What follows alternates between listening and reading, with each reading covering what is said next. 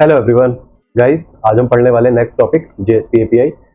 काफी छोटा टॉपिक है, हमेशा की तरह इस वेबसाइट का लिंक आपको वीडियो के डिस्क्रिप्शन में मिल जाएगा। तो आपको क्लिक करना है एडवांस जावा पे और नीचे स्क्रॉल करना है और स्टेप 11 पे क्लिक कर देना है। तो गाइस बहुत छोटा टॉपिक है जैसे मैं बता रहा हूँ, और सिर्फ दो छोटे छोटे पैकेज है जिनके बारे में जानना है कि वो कहाँ अवेलेबल होते हैं और वो कैसे क्लासेस इंटरफेस प्रोवाइड करवाते हैं।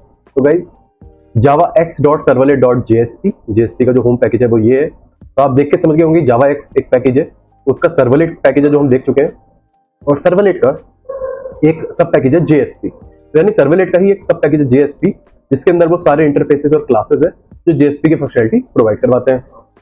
जब पहले यही एक पैकेज हुआ करता था, उसके बाद जेएसपी इवॉल्व हुआ और फिर एक इन्वेंट हुआ एक्सप्रेशन लैंग्वेज, जिसने जेएसपी के जो वेरिएबल्स हैं उनको यूज करने का, उनको कॉल करने का, इन्वोक करने का तरीका काफी सिंप्लीफाई कर दिया।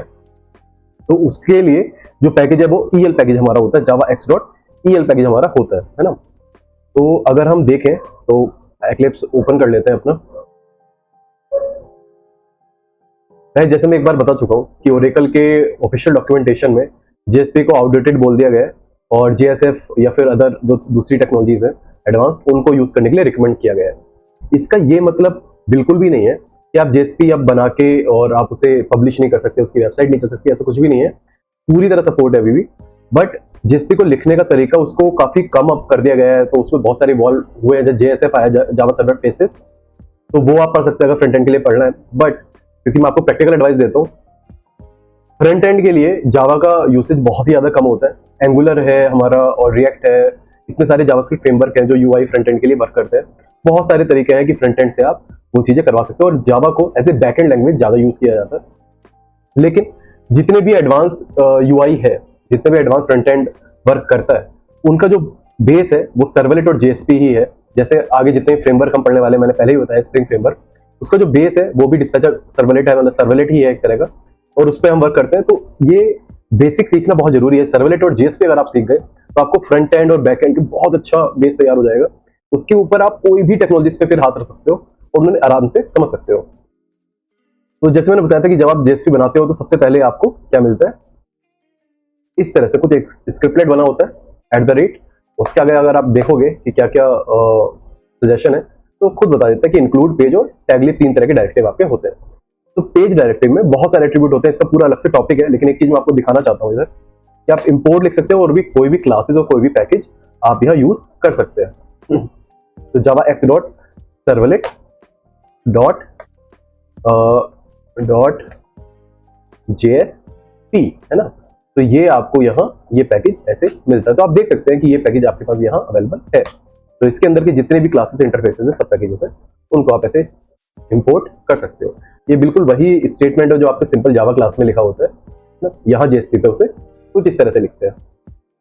तो गाइस ये हैं हमारे पैकेजेस ईएल और जेएसपी के, जो आप देख सकते हो। यहाँ से पेज इंपोर्ट से आप java.ex.el कर सकते हो। इसके बहुत सारे वेरिएशंस हैं, कुछ जावा वर्जन में इसको जेएसपी के अंदर रखा गया, कुछ में सर्वलेट के अंदर रखा गया, फिर जावा एक्स के अंदर मूव कर दिया। तो ऐसा हो सकता है कि आपको सेम पैकेज और उनकी कुछ डिफरेंट क्लासेस अलग अलग लोकेशन में मिल जाए। हो सकता है जेएसपी के अंदर आपको मिल जाए, हो सकता है जावा एक्स के अंदर आपको मिल जाए। तो आपके जावा वर्जन और सर्वलेट वर्जन पे डिपेंड करता है कि ये पैकेज आपको कहाँ मिलता है। सिमिलर हर जगह होगा और आप सिमिलर फंक्शनलिटी परफॉर्म कर सकते हो। तो गाइज हमेशा की तरह जैसे मैं बताता हूँ कि एपीआई से आपको क्या समझना चाहिए, वही हमने प्रूफ किया है कि जब भी आप एपीआई देखें किसी टॉपिक के सामने, तो आप समझ जाएं कि उस टॉपिक को, उस टेक्नोलॉजी को यूज करने के जो भी क्लासेस और इंटरफेसेस अवेलेबल होंगे, वो उसके लिए वो एपीआई टॉपिक रखा गया है। हमने सर्वलेट एपीआई में भी देखा है, जेडीबीसी एपीआई में भी देखा था, आयु एपीआई में भी देखा है ना। तो जहां भी एपीआई है, यानी सर्वलेट इंटरफेसेस एंड क्लासेस का कलेक्शन कहाँ होता है। तो जेएसपी के लिए जेएसपी पैकेज में होता है, एक्सप्रेशन लैंग्वेज के लिए ईएल पैकेज में होता है, जिससे हम फिर वो यूज कर पाते हैं। इन दोनों के एग्जांपल हम, अभी तो टॉपिक स्टार्ट ही हो रहा है, अभी तो आपकी बेसिक अंडरस्टैंडिंग बन रही है। आपको ये विश्वास दिलाया जा रहा है कि जेएसपी बिल्कुल कोई अलग टेक्नोलॉजी नहीं है।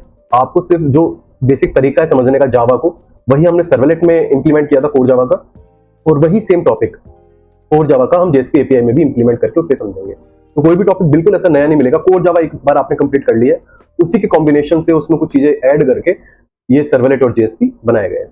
तो गाइस ये हमारा टॉपिक कंप्लीट हुआ है। अगर आपको कोई क्वेश्चन होता है तो आप डेफिनेटली इस पे कमेंट करके पूछ सकते हैं, मैं डेफिनेटली उसका आंसर दूंगा। ऐसे काफी छोटा टॉपिक है, इस पे कोई क्वेश्चन ऐसा कुछ ज्यादा बनता भी नहीं है, कभी इंटरव्यू में भी कभी ज्यादा सुनने को भी नहीं मिलता है जेएसपी एपीआई। लेकिन आपको एक बेसिक अंडरस्टैंडिंग ये आ जानी चाहिए कि जेएसपी की जो फाइल्स है, जो क्लासेस इंटरफेसेस हैं, इसकी भी क्लासेस इंटरफेसेस हैं, ये आपको अंडरस्टैंडिंग होनी चाहिए, और वो किस पैकेज में कहाँ लोकेट करती है, वो javax.servlet.jsp में आपको दिख जाएगी। तो ये अंडरस्टैंडिंग आपको होनी चाहिए। Okay, thank you so much guys, मिलते हैं नेक्स्ट वीडियो में।